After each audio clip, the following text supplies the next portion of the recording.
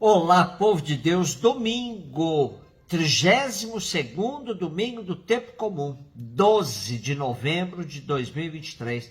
Nossa reflexão de hoje é a partir de Sabedoria 6, 12 a 16, 1 Tessalonicenses 4, 13 a 18 e Mateus 25, de 1 a 13. Sabedoria é o mais recente de todos os livros do Antigo Testamento, com data da metade do século I a.C., por volta dos anos 50.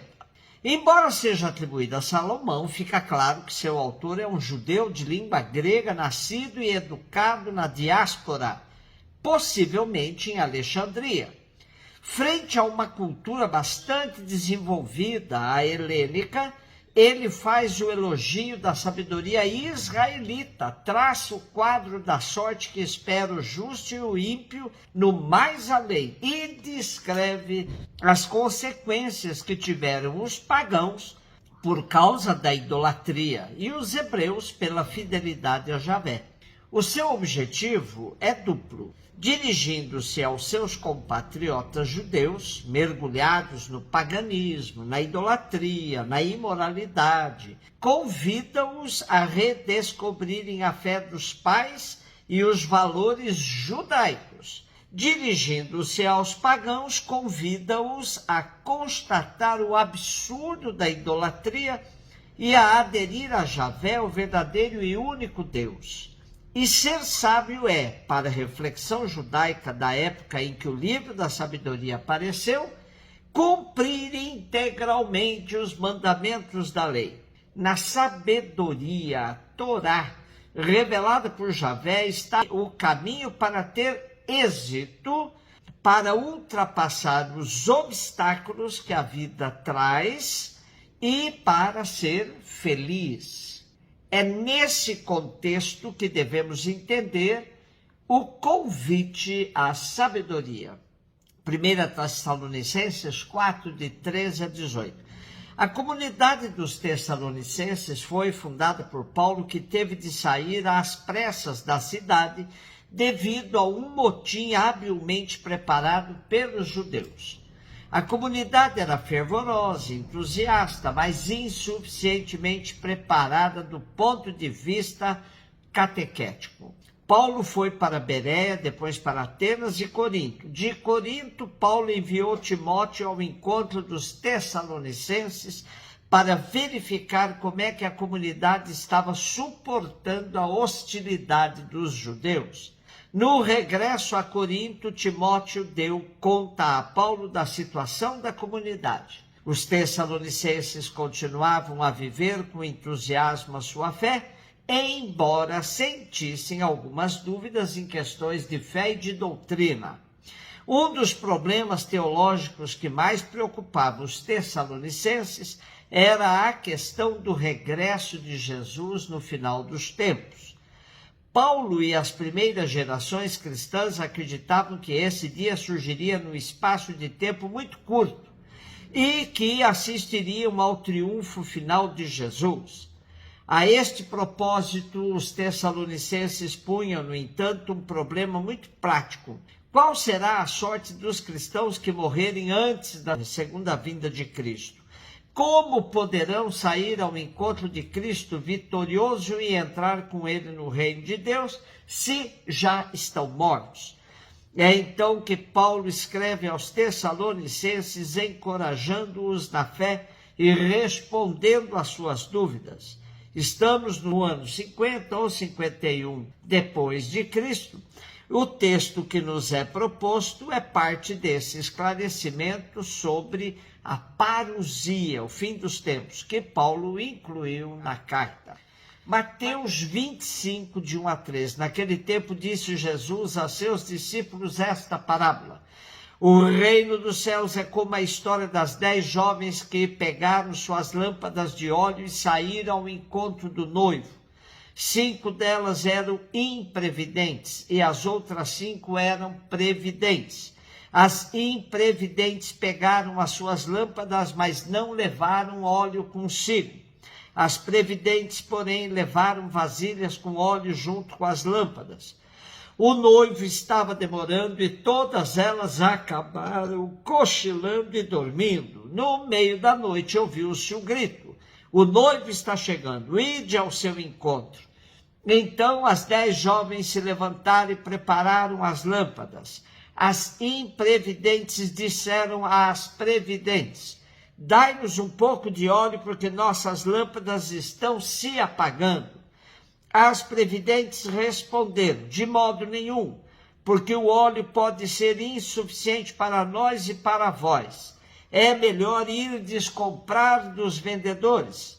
Enquanto elas foram comprar óleo, o noivo chegou e as que estavam preparadas entraram com ele para a festa de casamento. E a porta se fechou. Por fim chegaram também as outras jovens e disseram: Senhor, Senhor, abre-nos a porta. Ele, porém, respondeu: em verdade eu vos digo, não vos conheço. Portanto, ficai vigiando, pois não sabeis qual será o dia nem a hora. Seguindo o esquema do Evangelho de Mateus, temos nos capítulos 24 e 25 o quinto e último discurso de Jesus. O contexto é todo impregnado pela questão escatológica, ou seja, sobre o fim dos tempos e a volta de Jesus. Vigilância, perseverança e atitude positiva na vivência do Evangelho são características deste discurso. É bom termos em conta que o clima acerca da parousia, isto é, da vinda de Jesus, já não era o mesmo das décadas anteriores, quando se pensava que seria iminente. Estamos na década de 80, onde já se sentia até uma acomodação da parte dos cristãos das comunidades. Aí se entende o apelo para a vigilância. Jesus pode até não voltar tão rapidamente, mas sua volta é coisa certa. Uma comparação que podemos fazer é com os nossos sentimentos frente à morte. Cada vez que parte uma pessoa querida, temos um choque e até fazemos propósitos de mudança de nosso estilo de vida.